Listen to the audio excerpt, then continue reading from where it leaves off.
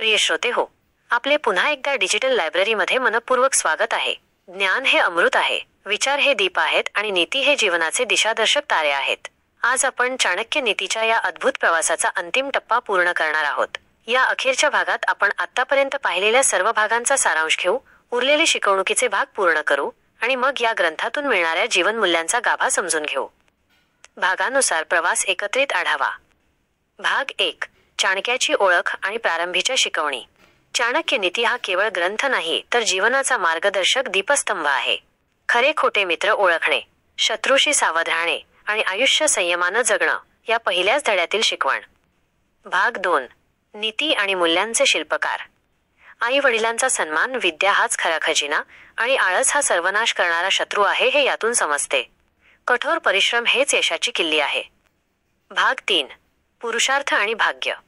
नुसते भाग्य पुरेसे नसते, पुरुषार्थाशिवाय कोणाचेही उन्नती होत नाही. संकटात धैर्य राखणारा माणूसच खरा नायक ठरतो. भाग 4. जीवनातील शिस्त आणि समाजधर्म. प्रामाणिकपणा, संयम आणि आत्मशिस्त यांच्याशिवाय आयुष्य अपूर्ण आहे. समाजात मिळून राहणे, परस्परांना आधार देणे हाच खरा धर्म आहे. भाग 5. लोभ आणि स्वार्थाचे परिणाम. लोभाने माणूस आंधळा होतो. स्वार्थी नात्यांमागे खरे सुख कधीच मिळत नाही. धन हे साधन आहे, ध्येय नाही. भाग 6. स्त्रियांचा सन्मान आणि कुटुंबाची नीती. स्त्री ही कुलाची लक्ष्मी आहे. तिचा अपमान करणारा मनुष्य कितीही विद्वान असला तरी त्याचे पतन निश्चित आहे. घर म्हणजे प्रेम, आदर आणि जबाबदारी यांचे मंदिर आहे. भाग 7. मृत्यू, जीवनचक्र आणि स्वीकार. मृत्यू हीच खरी समानता देणारी गोष्ट आहे. सुख दुःख आलटून पालटून येतात, पण स्थिर चित्त राहणं हाच उपाय आहे. खरी नाती संकटातच कळतात. भाग 8. शिस्त, संयम आणि सामाजिक जबाबदारी. शिस्त, संयम आणि सामाजिक जबाबदारी. शिस्त ही यशाची पहिली पायरी आहे. चाणक्य सांगतात की शिस्तबद्ध व्यक्ती केवळ स्वतःचे जीवन नव्हे तर आपल्या सभोवतालचे वातावरणही सकारात्मक बनवते. शिस्त ही केवळ कामात नसते तर ती विचारांत आणि वर्तनातही असावी लागते. ज्या समाजात प्रत्येक व्यक्ती शिस्तीचे पालन करते तो समाज आपोआपच प्रगती करतो. समाजातील प्रत्येक व्यक्तीने आपली सामाजिक जबाबदारी ओळखून काम केले तर देशाची प्रगती निश्चित आहे. 2. खोटा मित्र, शत्रूपेक्षा धोकादायक असतो. चाणक्य नीतीमध्ये यावर खूप भर दिला आहे. जो शत्रू उघडपणे समोर येतो त्याच्याशी कसे वागावे हे आपल्याला माहीत असते, पण जो मित्र बनून पाठीत वार करतो तो सर्वात धोकादायक असतो.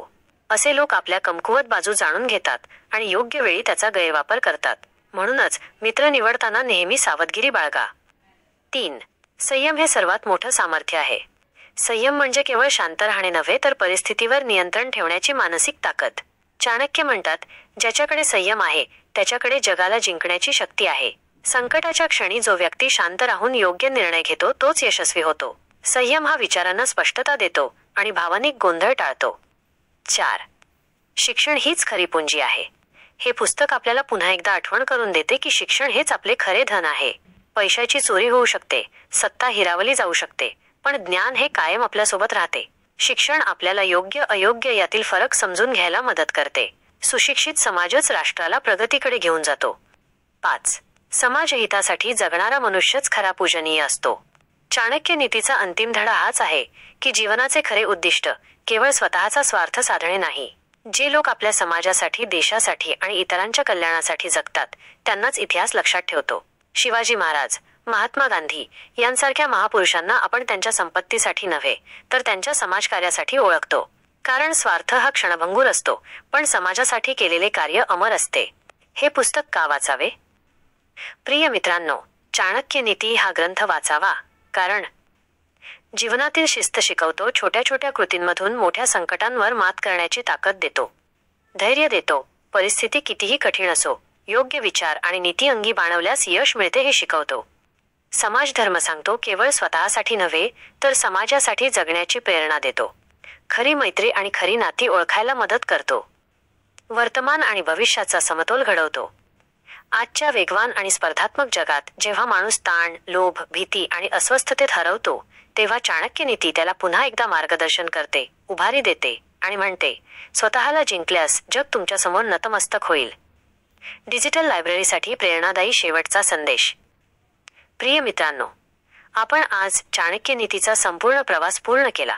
या प्रवासात आपल्याला नात्यांची खरी किंमत, शिक्षणाचे सामर्थ्य, शिस्तीचे महत्त्व, स्त्रीचा सन्मान, समाजासाठी जगण्याची जबाबदारी आणि जीवन मृत्यूचे सत्य या साऱ्या गोष्टींची जाणीव झाली. डिजिटल लायब्ररीचे हेच ध्येय आहे अशा अनमोल ग्रंथांचे विचार तुमच्यापर्यंत पोहोचवणे.